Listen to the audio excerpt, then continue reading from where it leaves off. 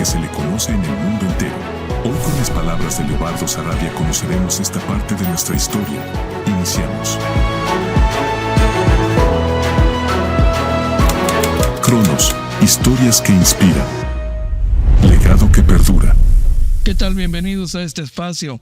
Hace 22 años, una publicación importante y reconocida como Newsweek planteaba que Tijuana era una de las ciudades más creativas a nivel internacional. Esto ocurrió hace 22 años.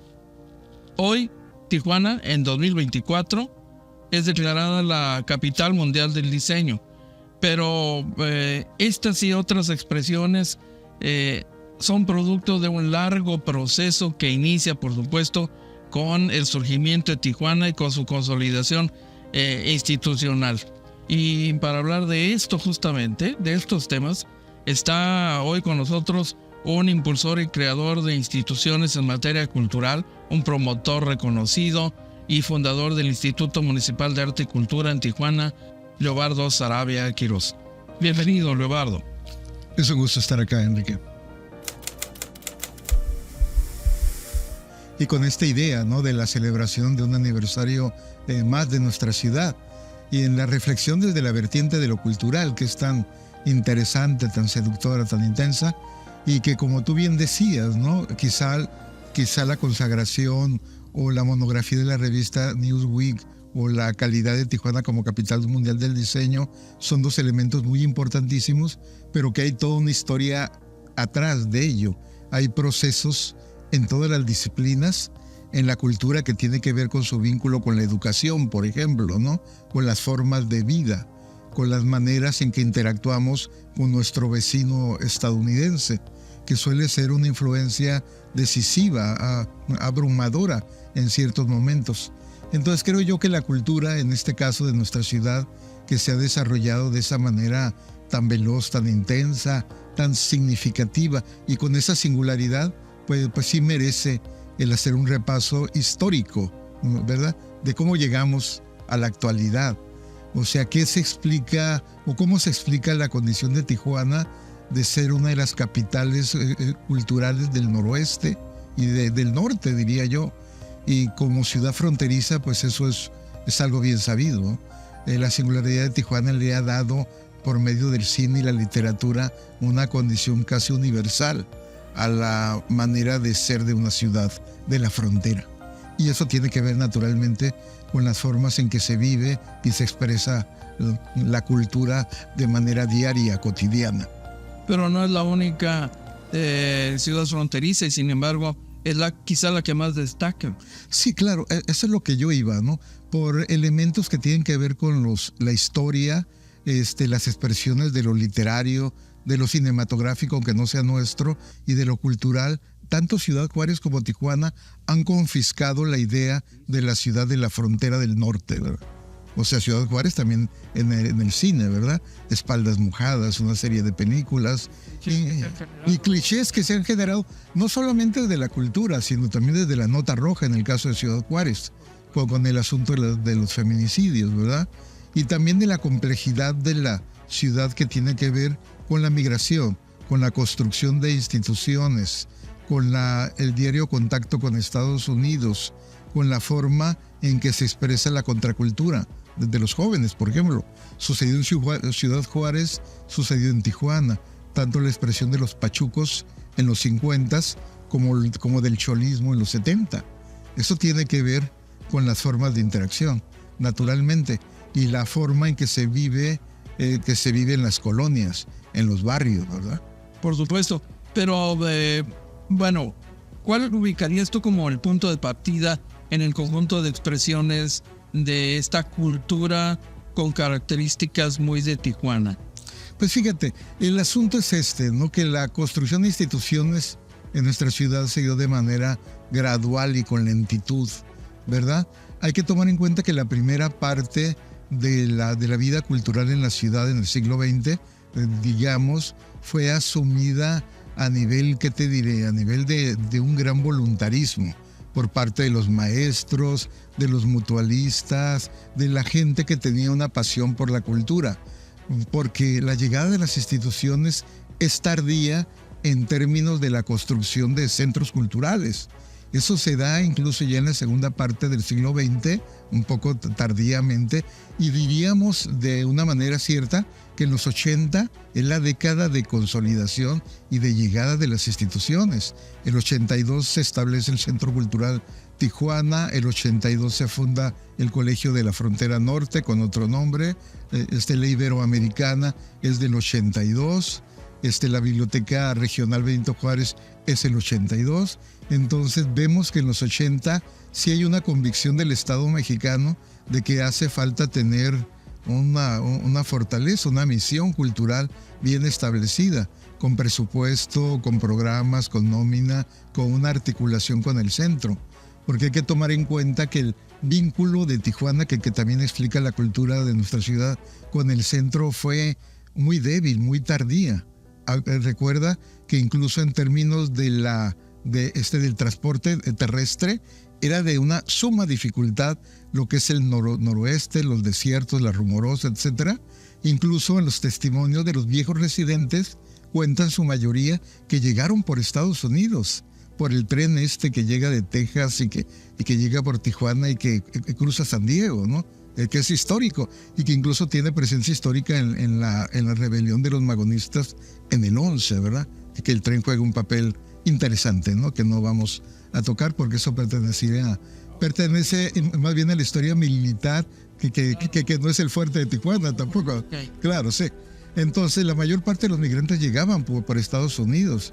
El caso del Boca Brava, el caso de la migración italiana, el caso de la mayoría llegaron por Estados Unidos. ¿Eso qué explica? Que había una gran dificultad en cuanto a la comunicación. Y eso se expresaba en lo cultural con la falta de revistas culturales, de suplementos, el itinerario incluso de los grandes autores. O sea, no se daba con facilidad. Se da hasta que se funda el Seminario de Cultura aquí en Tijuana, en los 70s, y que ya invitan a los grandes autores del seminario. Pero entonces no hay, como te digo, esa relación vascular, intensa, inmediata, no la hay. Y pues eso explica también que la expresión literaria de nuestros autores y de nuestros periodistas incluso vaya con atraso, ¿verdad? Nuestros poetas escribían como López Velarde, como Díaz Mirón, ya en los 60, 70, es decir, medio siglo después. Entonces, ¿qué es lo que pasa ahí? Pasa de que no hay relación con los procesos metropolitanos de cultura. Entonces, ese es un elemento nada más, pero para responder a tu pregunta que di un largo rodeo, la cultura se hacía en las escuelas primarias. El recuerdo del profesor Pompa y de otros es intenso y muy elocuente. La celebración de las fiestas patrias, la recreación de la poesía, del modernismo, el nacionalismo mexicano, que en Tijuana tiene una historia que habría que recorrer, ¿verdad? Y hacer un examen de cómo se dio. Porque hay un nacionalismo claro que viene del Estado mexicano, que ha tenido como fases muy distintas entre sí. Pero entonces la cultura se recreaba ahí, ¿verdad? En los viejos cines, en el Zaragoza, por ejemplo, que era el nombre del cine que estaba junto a Palacio Municipal Antiguo. También hay otro Zaragoza, acuérdate, que con el Centro Mutualista, pero hubo esos dos, o sea. Y en el centro, en ese teatro Zaragoza, había representaciones de cine acompañadas de música, venían compañías que quizá venían de Los Ángeles, donde hay una presencia mexicana pues intensa, ¿verdad? Entonces había una forma como de guerrilla cultural, diría yo, que se daba como se podía, ¿no? Los poetas en sus charlas casi familiares, los periodistas en sus cafés o en los bares, platicando entre sí. Los ateneos, el concepto del ateneo, ¿verdad? Que es un concepto naturalmente como muy antiguo en términos de la organización de la cultura.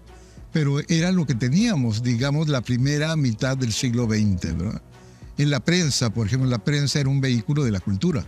Ahí leías la poesía patriótica, las reflexiones de los maestros, lo que era el catecismo mexicano de la cultura, que tiene su nombre propio, que es José Vasconcelos, ¿verdad? Y la imitación. A partir de la segunda mitad del siglo XX es donde hay más ambición con el seminario, con el Círculo de Arte y Cultura, que es un círculo que está vinculado con la burguesía tijuanense y que hace representaciones teatrales, hace exposiciones en la vieja Canaco. Entonces, hay algunas de las comunidades, la armenia, la judía, que hacen también sus celebraciones y que son muy interesantes, porque están en contacto con San Diego y eso les permite traer cuartetos, o sea, conjuntos musicales de calidad, etcétera. Pero todavía al inicio de la segunda mitad del siglo XX, diría yo que la prensa tiene un papel fundamental, ¿sí? Desde la revista, por ejemplo, del comandante Joaquín Aguilar Robles, el detective internacional, que tenía tanta presencia cultural, porque la formación del comandante, que fue 2 veces comandante de la policía aquí en Tijuana, su formación era clásica en el humanismo, ¿verdad? Y trataba por medio de su revista de dar un registro de todo ello. Entonces, como te digo, ¿verdad? Yo pienso que a partir de los 70, 75 en adelante, es cuando empieza la cultura tal como la conocemos, con grupos, colectivos, con estancias independientes que promueven la cultura. Y en los 80, como señalaba yo, no se diga. Porque a partir de los 80 no solamente la presencia institucional empieza a ser muy fuerte, sino la contraparte independiente. Acuérdate en el estudio de Felipe Almada, que funcionaba el Nopal Centenario, en la Avenida Revolución del Río Rita, que tuvo del 87 al 93 un programa muy intenso. Llega el diario 29 a inicios de los 90, sí, que es muy interesante porque es un periódico que llega a tener 5 suplementos de arquitectura, de mujeres, de diálogo político, de cultura y alguno más que se me pasa. O sea, llegó a tener. Entonces, esa era una batería cultural muy intensa. En ese momento fue posible gracias pues al respaldo del gobierno federal, porque era filial del Nacional. Del periódico El Nacional.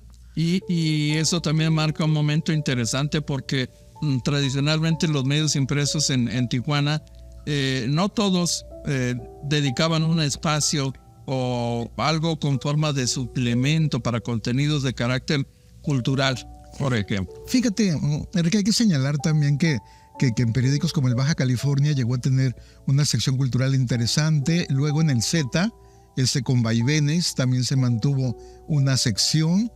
Hay que reconocer también que el suplemento cultural del Mexicano pues era reconocido a nivel nacional como uno de los más antiguos del país, porque fue fundado, el Mexicano se establece el 59, si mal no recuerdo, y el suplemento ya arraiga y toma cuerpo a inicios de los 60, 61, con el maestro Vizcaíno como su impulsor. Y aquí a partir de los 60 a los 80, también el impulso de la cultura tijuanense como que tiene un nombre propio como Vasconcelos a nivel nacional. Y yo creo que Rubén Vizcaíno encarna el espíritu del voluntarismo de la cultura, ¿verdad? Fundar talleres literarios, fundar revistas como la que salía en la UABC, mantener el suplemento, animar el seminario de cultura mexicana. No sé, a lo mejor el vigor del maestro, su energía, le permitió acometer tantos frentes. Ser funcionario en el ayuntamiento, en lo que fue el proto-IMAC, porque fue el Departamento de Cultura, que estaba muy vinculado con acción cívica y cultural. Entonces el maestro, de alguna manera, si no hubiera existido, habría que inventarlo, porque cumplió muchos deberes, ¿verdad? Y lo hizo pues desde el ánimo totalmente independiente y voluntarista, porque no había un salario, o si lo había, pues era circunstancial, ¿no? Porque también le tocó impulsar la Asociación de Escritores de Baja California. Y si le rascamos, hay más proyectos ahí, ¿verdad? Porque a mí me tocó conocerlo, en la etapa que estuve en la universidad y también se multiplicaba allí en la animación de talleres y todo ello. Entonces sí, en la cultura de Tijuana habría que hacer ese paréntesis de que de los 60 a finales de los 70, como que el impulso de la cultura tiene ese nombre propio, individual, ¿verdad? Y claro, eso es mucho decir, porque a nivel del análisis, tanto sociológico como cultural, es difícil personalizar un proceso Y aquí yo lo personalizo porque no me queda de otra, digo. Y por la admiración que le tenía también al maestro, ¿verdad? Pero aquí sí personalizo yo esa fase de desarrollo de la cultura en Tijuana. Porque fue un personaje de lo más relevante. No se puede explicar el desarrollo cultural sin la intervención y la presencia de... Claro, y además un personaje que no hay que idealizarlo también, a pesar del afecto que le tengo, con sus contradicciones políticas, con su idea de la filosofía educativa, con su devoción por el Estado mexicano y su expresión tan diáfana que era el PRI, una serie de cosas, ¿verdad? Que lo marcaban como un hombre de su tiempo, de su época, ¿verdad? Con esas limitaciones, su participación en el 68 a nivel como testimonial, ¿no? Quizá fue el único personaje de Tijuana que fue encerrado por el 68. Fue un día porque era funcionario del ayuntamiento, ¿no? Y el propio alcalde se encargó de gestionar su salida, ¿verdad? Por supuesto. Y pues cosas como muy coloridas y notorias, ¿no? Como cuando se dio la invasión al campestre, ¿no? Y cómo interactúa iba a decir con la vieja izquierda, pero no, con la nueva izquierda, porque nuestros amigos de aquellos tiempos, José Negrete Mata y todos ellos, eran muy jóvenes, pero eran los dirigentes del movimiento, ¿verdad? Y entonces, ¿cómo interactúa Vizcaíno, un hombre de cultura, con los jóvenes aparachiqui del Partido Comunista, ¿no? Era un activista, no solo en materia cultural, también en el terreno de las ideas políticas. Ciertamente sí. Fue muy evidente, fue un caso muy notorio, quizá el más sobresaliente, por el tono que alcanzaba su activismo, ¿no? Y la intensidad y la pasión de este hombre como el que no he visto otro. Ciertamente sí, estaba animado por esa pasión voluntarista, ¿verdad? Por la cultura, y pues es consecuente con ella. Y hay muchos escenarios, ¿verdad? A mí me tocó hacer un librito sobre su biografía cultural y personal, y pues hay muchos elementos que quizá se escapan, ¿verdad? Porque ha habido una recreación del personaje gradual. Por ejemplo, hay una joven investigadora de la Facultad de Humanidades que su tesis de maestría es sobre el maestro, y yo me doy cuenta de muchos elementos y episodios que no tomé en cuenta en su momento, como lo del Congreso contra el Vicio y su articulación en términos del sector gobernante en aquel momento, ¿verdad? Que la participación a veces con los gobernantes se da por simpatías, no tanto por afiliación ideológica, ¿verdad? Y en el caso del maestro, pues había de ambas cosas, ¿no? Porque él sí era un militante priista, incluso llegó a ser en Mexicali como secretario del partido a nivel estatal, ¿no? Cosa que está como muy escondidito en su biografía, pero sin embargo fue un hombre pues consecuente, ¿no?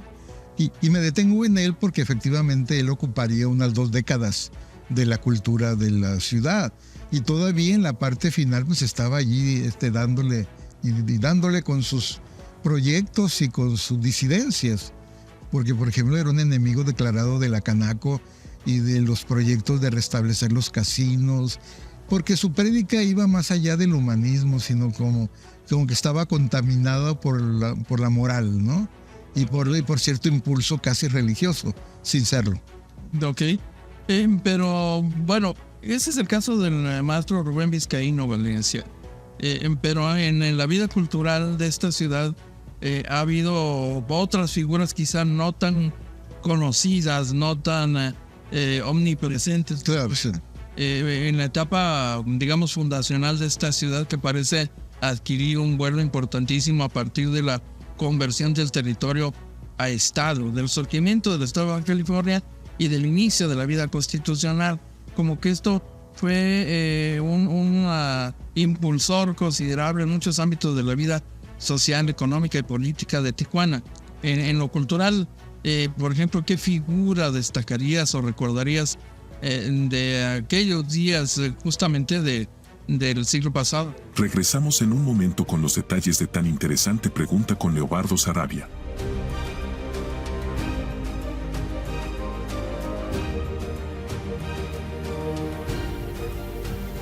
Conocida como la Puerta de México, la ciudad de Tijuana es uno de los importantes epicentros culturales del norte del país. conjugando un pasado colmado de tradiciones con una clara modernidad que en los últimos 50 años ha apostado por el respaldo a sus expresiones artísticas.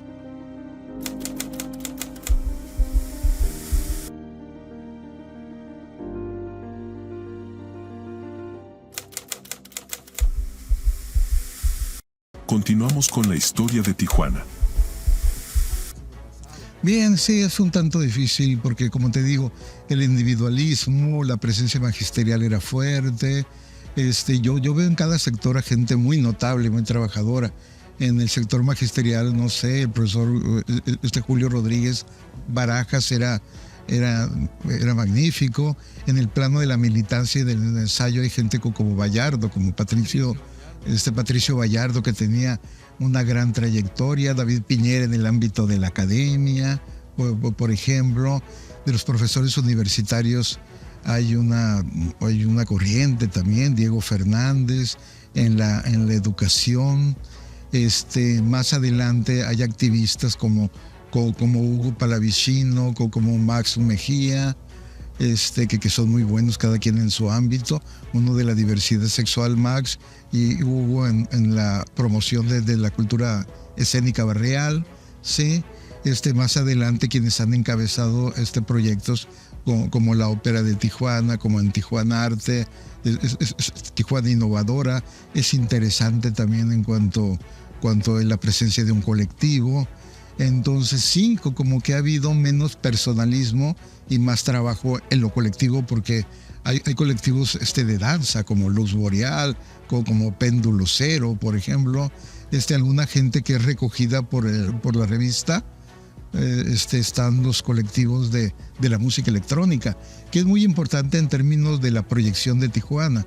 Ellos han sido, Enrique, como embajadores culturales de la ciudad, porque han logrado una gran proyección, un reconocimiento internacional, y eso le ha ayudado mucho a Tijuana. En materia de la escritura, pues también hay un largo trayecto, ¿no? Poetas como Francisco Morales, escritores como Crosswhite, han hecho camino al andar y tienen una obra pues muy interesante.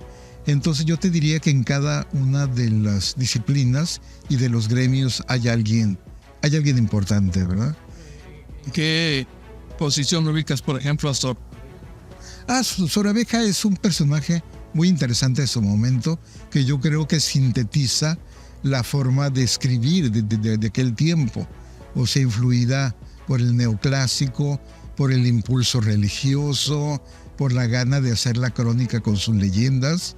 Entonces es un personaje intenso, un personaje colorido que hay que rescatar en su momento, ¿verdad? Y yo creo que su libro, el de las leyendas de Tijuana, ha sido como el bestseller secreto de la ciudad. ¿Sigue siendo un referente? Y fíjate que no se vende y no se consume masivamente por un problema de intestado de los derechos editoriales, que es lamentable, porque eso impide que los relatos de Sor Abeja, que han influido bastante en la idiosincrasia y en la memoria histórica del tijuanense, o sea, que no salgan. Fíjate que es la mejor manera, es como un homenaje. Es como la literatura en la Unión Soviética se transmitía así como el samizdat se le decía, ¿no? Que de mano en mano. Y es la mejor manera en que es un reconocimiento horizontal del pueblo, de los consumidores, ¿verdad? Entonces yo creo que Sor Abeja es un personajazo, ¿verdad? Un personajazo como el que aludía anteriormente, el comandante Joaquín Aguilar Robles, me parece un personajazo. En materia de testimonio histórico, Francisco M. Rodríguez, el Boca Brava, tuvo un talento y una carisma para platicar su tiempo interesantísimo, y que ya está registrado en varias compilaciones de entrevistas, a donde acuden investigadores estadounidenses a ver qué sucedió en los años 20, por ejemplo, ¿no? Entonces en el periodismo, pues no se diga, es un ámbito que tú conoces muy bien, ¿verdad? Los fundadores de los medios, del Heraldo, del Mexicano en su momento, del Z, y de todos ellos, que ha sido como un gremio muy intenso, ¿verdad? En cuanto a sus diferencias y afinidades, hay que reconocerlo. Pero sí hay un buen número de personajes, ¿no? y pues haces bien en mencionar a Sor Abeja, porque es como un referente de su tiempo, ¿verdad? Hasta la maestra Rendón Parra, que Claro, sí. fue toda una activista en más de un sentido, ¿no? Sí, en el caso de la profesora Rendón, y fíjate que es de las más reconocidas así por la comunidad tijuanense en un plano así horizontal, ¿eh? O sea, por su pasión nacionalista. Incluso la asociación que ella fundó es la Liga Nacionalista de Mujeres o algo similar, ¿verdad? Y que gestionó cuestiones como el parque, espacios, etcétera. Se mete en polémica cuando deja el testimonio sobre el magonismo, ¿verdad? Es una polémica de la cual no se repone todavía su figura. Pero sí, es gente entregada. Pero ¿qué te diré? Así como al viejo esquema, ¿no? A la vieja fórmula. Yo destacaba a Vizcaíno un tanto porque él rompe moldes, ¿verdad? O sea, su activismo llega a tomar elementos de la izquierda y de su rebelión filosófica y todo ello, ¿no? Es como un personaje más ambivalente, más polivalente, ¿verdad? Más complejo y que deja un testimonio cuya interpretación todavía es una tarea generacional. Pero sí, Cecilia profesora Rendón Parra, y fíjate, su activismo era a partir de los años 20, interesantísimo, porque todavía en viejas fotografías del ayuntamiento ahí aparece haciendo gestiones, quizá en los 60 todavía, 50, 60. Ahí me ha tocado ver fotografías. Entonces tú ubicarías un momento particular al inicio de los 80 en el florecimiento de la vida cultural. Sí, efectivamente, fíjate que mi análisis sería el siguiente. La primera parte del siglo XX, pues con dificultades en la casi intemperie, los maestros haciendo mucho trabajo, los periodistas haciendo mucho trabajo, pero la cultura relegada, pues, ¿a qué te diré? A una condición de actividad no secundaria, sino terciaria quizá, porque no había espacios de celebración, vaya, desde la cultura. Para mí el cine es una manifestación de la cultura y de las mejores. Y afortunadamente aquí en Tijuana, como recordarás, había un sistema de cines pues muy bien, muy consistente. Y sobre todo en los 70, les recordarás, en el centro, una cartografía de grandes cines. Y el cine es un transmisor de la cultura real, urbana, cotidiana, la que compartimos entre todos. Entonces ha sido interesante, pero la primera parte del siglo XX, hasta el 60 diría yo, pues la cultura está a la intemperie, está relegada, está en las voces de unos cuantos, y esos cuantos hacen un gran trabajo. Llega el foco de la y a ti te toca un momento fundamental, con el surgimiento, con la promoción y creación del Instituto Municipal de Arte y Cultura, que costó mucho trabajo impulsar, que entiendo también fue auspiciado, promovido en espíritu por este ánimo de un colectivo de artistas tijuanenses que ya exigían, que ya planteaban el tema, la necesidad de generar política pública, de institucionalizar la promoción del arte y la cultura, y por supuesto muchas voluntades individuales que entiendo que hicieron posible el surgimiento de una institución que permanece hasta nuestros días y que ha ampliado su radio de acción. Claro, sí, Enrique. Bien, aquí yo me gustaría el referir también lo que es la fundación del Secut, porque para mí es un antes-después en términos de infraestructura, ¿verdad? El Centro Cultural Tijuana llega pues, para ser una presencia mayúscula en el escenario de la cultura, con un presupuesto federal y con un programa ya establecido, y se sitúa como un escenario de pasarela de la gran cultura de México, la museográfica, la literaria, la humanista, la plástica. Entonces el Secut del 82 sí significa una irrupción, una entrada tremenda. A nosotros, pasado el tiempo, hay la experiencia del Río Rita, que es independiente. Llegamos a finales de los 90 en el ayuntamiento, que soy funcionario, y hay un gran acuerdo con los directivos del ayuntamiento, con el alcalde en ese momento, de fundar un organismo que aglutine todo lo que está disperso, fragmentado. La Casa de la Cultura trabajaba por su ámbito, las bibliotecas por su rumbo, no había presencia en las delegaciones. Entonces el IMAC viene a ser un instrumento moderno, muy flexible, muy ciudadanizado, de trabajo cultural en la ciudad. Aquí hay que anotar que los asesores de izquierda del alcalde apoyaron mucho en esa visión muy de vanguardia, muy ciudadana, muy flexible, y a la postre que diera resultado, como empezó a dar, con dar el programa cultural a todas partes. Se fundó la Casa de la Cultura Playas, se tomó el Palacio Municipal antiguo, que estaba en riesgo de perderse, porque estaba invadido por comerciantes.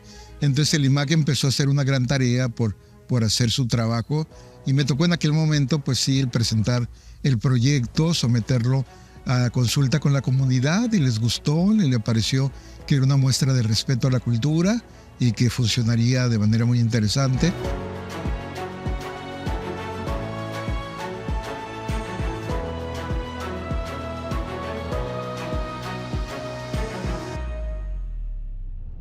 La frase, "aquí comienza la patria", fue creada por el candidato presidencial y posteriormente mandatario, Adolfo López Mateos, durante su visita a esta frontera. Regresamos en un momento. Continuamos. Pero el IMAC es la institución que representa, que promueve la agenda local. Porque Claro. hasta donde yo recuerdo, el Centro Cultural Tijuana tiene una agenda con una visión del centro, que tiene un objetivo de divulgar, difundir hacia el exterior, por ejemplo, de conectar con las comunidades mexicanas o mexicoamericanas en Estados Unidos, de ser la gran plataforma de gobierno federal con un alcance incluso de pues no solo baja californiano, sino con una cobertura hasta Sonora, incluso territorialmente hablando, geográficamente hablando, para articular conexiones de ese nivel. Pero en el ámbito de lo local no había antes del IMAC No, institución, por lo menos con esos alcances. No, Enrique, efectivamente, la definición que tú has hecho del Secut es real. Esa visión del Centro Cultural Tijuana quizá en el futuro se pueda concretar, porque hay una gran demanda de la población México-estadounidense de tener acceso a la cultura y no se logra. El Secut podría hacer un gran papel ahí, tener una presencia macrorregional que no ha querido tener, ¿verdad? Y hacer una visión de la cultura mexicana menos museográfica, menos acartonada, ¿verdad? Tener un programa más ambicioso, claro está. En el caso del IMAC, sí, tienes toda la razón, es un instrumento de trabajo para la ciudad que se debe a la comunidad de Tijuana y que debe trabajar, debe tener mejor presupuesto, debe tener un programa consensado y más ambicioso, y sobre todo el continuar con la construcción de infraestructura. Hay que hacer la cultura en Otay, no la hay. Hay que hacer la cultura en Mesa, que es extensísima, no la hay. Entonces, un buen diagnóstico, ¿verdad? El caso de las bibliotecas es un problema nacional, yo lo sé, pero también exige una reflexión local. ¿Qué vamos a hacer con nuestras bibliotecas? ¿Cuándo las vamos a modernizar? Que dejen de ser un espacio como de acervo de libros y tengan una tecnología de información más interactiva. Entonces es un gran desafío, creo yo. La cultura como en otras dimensiones, sin duda alguna, pero creo yo que aquí hay una ruta que se ha seguido y que se puede consolidar. No hay que olvidar que cuando se crea el IMAC, se crean a lo largo del país, a lo largo y ancho, como 17 IMACs, a imagen y semejanza. Incluso, te comentaré, con los mismos estatutos y documentos. Entonces, cuando fundamos el IMAC y redactamos todo, estábamos trabajando sin saberlo como para 20 municipios. Para generar un modelo. Un modelo, sí. Claro, fue tomado como modelo en muchos municipios. Creo que en Nogales, en La Paz, en Tecate no se diga, en Rosarito, en Mexicali incluso me tocó colaborar con el alcalde en funciones para crear un IMAC. Le di mis recomendaciones y se crearon, esos 17, 20 IMACs. Independientemente del impulso institucional que se ha dado a la cultura desde el ámbito federal, estatal y municipal, la propia comunidad artística y cultural de la ciudad tiene algunas áreas que han destacado por encima de otras. Claro. Me remito al teatro, por ejemplo.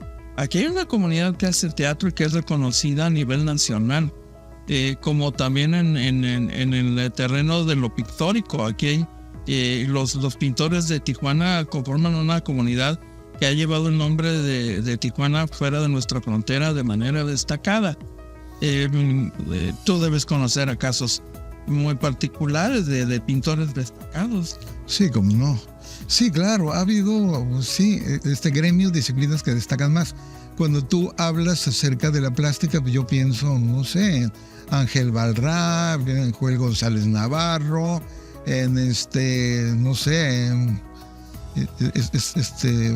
Méndez Calvillo, por ejemplo, Roberto Rosique. Ha habido una veintena, incluso se podría decir, de nombres que han trabajado.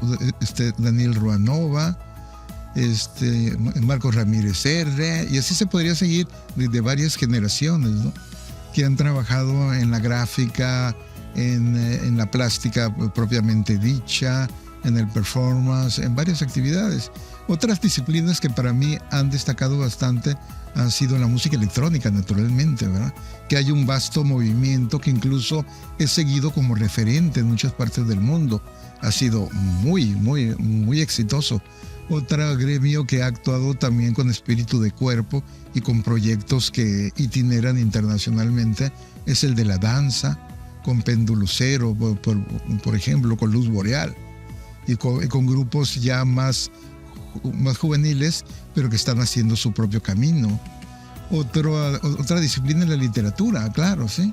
La literatura ha sido muy interesante por la confluencia con la vecindad estadounidense, ¿verdad? Cómo ha influido en nuestros autores la obra de los escritores americanos y la contracultura, ¿verdad?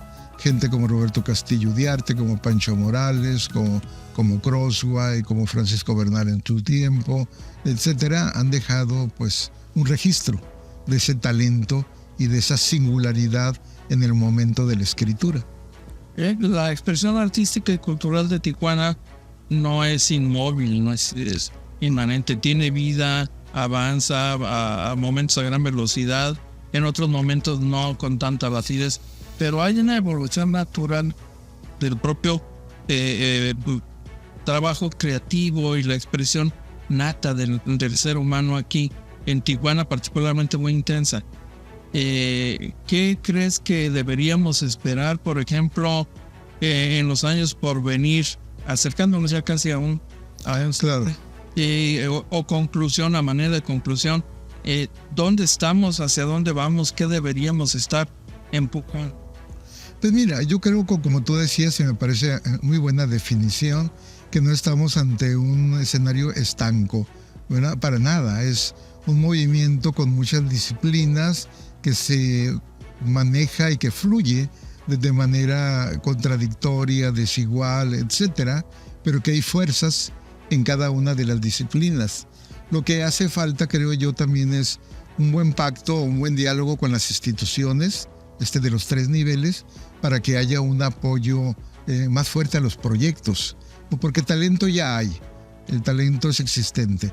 El asunto es que las instituciones deben proveer los espacios, los financiamientos, el estatuto de coproducción, la proyección, el llegar así en caravanas culturales artísticas a las grandes ferias del libro, a los grandes festivales, publicar colecciones editoriales que den registro de esa vitalidad para que sea una memoria inmediata de la cual partir. También creo yo que hay una gran madurez en los colectivos culturales, pero debe haber una visión hacia futuro también, ¿verdad? ¿Qué pretendo hacer a 10, a 20 años? El elemento de la autocrítica es fundamental, no solamente en la cultura, en todas las disciplinas, pero creo yo que debe estar presente. Y la cultura, creo yo, en cada uno de sus festivales, programas y proyectos, el seguir empujando, ¿verdad? O consolidar los proyectos, consolidar los festivales, tener una visión muy autogestiva de cada uno de los oficios, como se preconizaba antes, ¿verdad? Tener tu archivo, tener tu currículum bien establecido, tener un diálogo con otras culturas, eso es fundamental. Porque ante el diálogo con otras culturas, tu impulso individual disminuye, pierde calidad. Porque si bien la producción cultural no se da a un nivel competitivo, a ver quién es mejor poeta que tal, o quién es mejor bailarín que tal, no se da así. Pero sí debe haber un diálogo con las zonas metropolitanas de experimentación, ¿verdad? ¿Qué se está experimentando en la Casa del Lago? ¿Qué se presentó en el foro fulano independiente de la Ciudad de México? ¿Cuáles son las vanguardias, verdad? Es lo que te decía, Enrique, al comenzar mi charla, que nos afectó muchísimo el aislamiento de Tijuana en la primera etapa del siglo XX. Al no tener esos contrastes, esos magisterios, esos desafíos, estaban condenados a la repetición de los viejos clichés y los moldes antiguos. O sea, poetas de los 60 estaban escribiendo como los contemporáneos de Rubén Darío del siglo pasado. Entonces, ese sería el gran desafío, estar haciendo cosas que no tengan una inserción en la dinámica internacional de cada disciplina. Entonces, yo creo que se va bien, que hay intensidad, que hay convicción, que hay madurez, que hay colectivos independientes muy bien afincados, que hay proyectos y programas que están establecidos. El rollo es endurecer el brazo, continuar en ello y impulsar un nuevo pacto con las instituciones. Porque puede que lo haya así a nivel como selectivo. Por ejemplo, la Secretaría de Cultura y el Instituto apoyan los festivales o apoyan iniciativas que se dan en San Quintín o que se dan en Rosarito. Pero ¿por qué no toda la comunidad establece como una especie de pacto, un plan estratégico, como se hace en las ciudades? Un plan estratégico de desarrollo cultural a 30 años, ¿no? Eso sería ideal, y ya se ha hecho, creo. Y no, aquí no. Yo pensaba algo así como el Master Plan de Los Ángeles, que se hizo a nivel de paisaje urbano y esas cosas, e implicó una serie de consultas, ¿verdad? Entonces yo creo que las instituciones sí no deben abandonar ese impulso creativo, no deben abandonar el proyecto que ya está en marcha. Y para ello el mecanismo del diálogo es, por ejemplo, lo que no ha habido en el Secud en los últimos tiempos, diálogo. Y al no haber diálogo no hay diagnóstico. Y al no haber diálogo no hay un elemento crítico que te guíe en términos de qué estoy haciendo, cómo lo estoy haciendo, si bien o mal, o tener una visión más ambiciosa de mi desempeño como funcionario o como artista independiente. Pero es una gran pregunta, sí. Déjame traer aquí un término que tú conoces bien seguramente. Me interesa saber qué reacción o emoción te genera la palabra culturosos. Culturosos, mira, yo no la veo con el ánimo despectivo que se le confiere en ciertos círculos, ¿verdad? Por ejemplo, yo recuerdo que ante una disidencia con un alcalde tijuanense, no, es que los culturosos, no, es cosa de los culturosos. Pues es no sé, un apelativo que depende de cómo se tome. Pero viene con frecuencia del sector público. Sí, del sector. Y para descalificar a veces, creo recordar. Sí, el asunto es tomar las cosas de quien viene en este caso y pues verlo como una palabra más, ¿no? Porque hay otra palabra que se utiliza por los intelectuales que también me parece, me da como reticencia, el de culturati. Son los culturati, ¿no? O los literati. Entonces suena como pedante, ¿no? Entre una y otra, mejor ninguna de las dos. Entonces la comunidad cultural, ¿verdad? Pero sí, es que ha habido enfrentamientos en el pasado, ¿no? Y quizá a mi generación le haya tocado tener ese espíritu, ¿no? De la disidencia y de la confrontación, porque yo recuerdo que con otro alcalde, con Han Ron, hubo casi un enfrentamiento, en términos de que lo que estaba bajo la mesa era la eliminación del IMAC. Y con otro previo, con González Reyes, hubo también un grave enfrentamiento. Entonces, digo yo, a lo mejor me tocó pertenecer a esta generación, sí, de los que levantan la mano y dicen, no estoy de acuerdo. Y quizá eso haya generalizado una visión de nuestro sector como conflictivo o a lo mejor rijoso. Pero sí, efectivamente, yo asocio culturoso al ánimo así como, en plan así como de plática política de interiores, a los culturosos. En fin. Leobardo, muchísimas gracias por estar con nosotros. ¿Alguna reflexión final? No, es un gusto estar acá, Enrique, y celebro esta iniciativa del programa. Creo yo, como lo comentaba ahorita en mi intervención, a veces es un poco larga, que estos esfuerzos independientes, este voluntarismo, es el que ha hecho el cambio aquí en Tijuana. Este programa es parte de esa atmósfera, ¿no? Yo voy a hacer esto porque voy a celebrar Tijuana con los recursos que tenga, que pueda y que pueda convocar, ¿verdad? Entonces yo lo celebro esto. Y creo que la cultura, bueno, como ha sido pues mi ámbito de acción toda mi vida, me parece un espacio de imaginación, de creación, de disidencia y de un mundo alternativo. A propósito, eso es lo que apuesto. A propósito de iniciativas, no podemos dejar fuera el festival que tú organizas. Claro. Que ya tiene algunos cuantos años. Bueno, vamos a llegar a su 15ª versión ahora en septiembre. Y pues me da mucho gusto porque ha sido un esfuerzo, como te digo, de la trinchera ciudadana, y el Festival Tijuana Interzona llega a esa versión y procuraremos hacerlo con todo el gusto, con la imaginación y con la convocatoria tanto a creadores independientes como a instituciones, aunque en este momento la cuestión institucional te comentaba, ¿no? O sea, como que no vive su mejor momento. Habría que ver y tener un diálogo con la nueva visión cultural de México a nivel federal, ¿verdad? ¿Cuál es la nueva visión cultural que se viene, que de alguna manera permea el Estado y el municipio, ¿verdad? Porque el municipio y el Estado quieren comportarse como se comporta el gran padre federal. Y pues ante eso, ante esa posición, el diálogo debe llevarnos a un camino común y consensado. No a uno que se haga unilateralmente desde la oscuridad de una oficina o desde la claridad de una oficina y desde la falta de diagnóstico y consulta.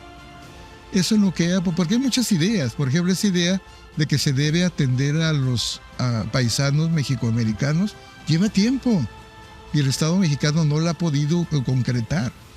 Cuando es cuestión de voluntad política, generar la instancia y dar un presupuesto. Incluso ya hay instancias mexicanas en Estados Unidos, como el IME, por ejemplo, que hace un gran trabajo, Instituto de Mexicanos en el Exterior. Ellos podrían hacer ese trabajo sin crear otra estructura paralela o que le cueste al Estado mexicano y con vínculo con los consulados y la embajada. Ahí podría trabajarlo.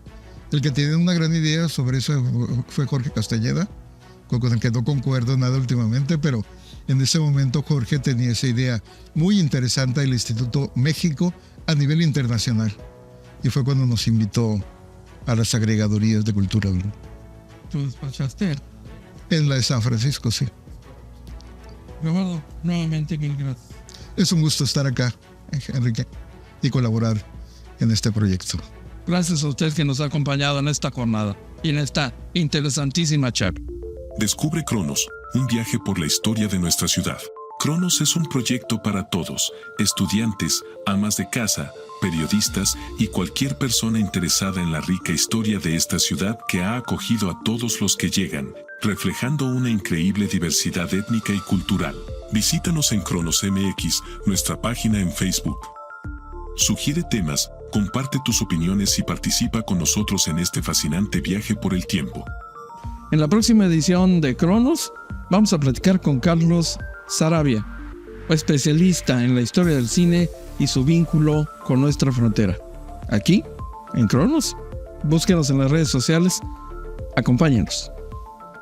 Que el Titanic se haya hundido aquí a unos kilómetros, las costas de Rosarito, fue un gran acontecimiento, ¿no? Porque fue una película que sostuvo a la industria de Hollywood en el 97 y que le valió 11 Óscares y sacó $1,000 millones. Sostuvo a la industria y pues fue un gran acontecimiento porque en esa época se inauguraban los estudios, los de Fox Baja